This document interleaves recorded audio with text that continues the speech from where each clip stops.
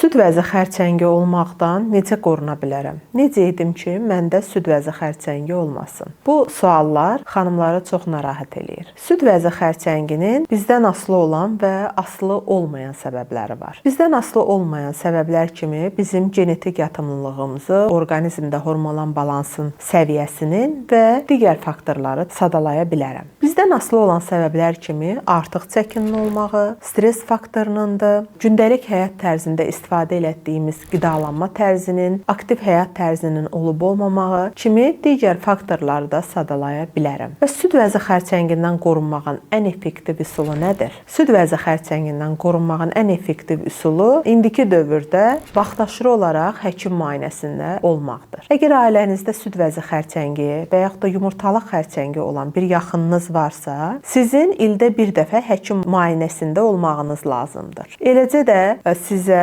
həkim tərəfindən müəyyən genetik müayinələr də tövsiyə oluna bilər. Çünki bu genetik süd vəzi xərçəngi riski olma riskinizi də göstərə bilir. Əgər ailənizdə və yaxınlarında süd vəzi xərçəngi yoxdursa, 2 ildən bir mammoqrafiya müayinəsi, ildə bir dəfə isə həkim müayinəsindən keçməyiniz kifayətdir. Əziz izləyicilər, hər zaman sağlam olun. Diqqətinizə görə təşəkkür edirəm.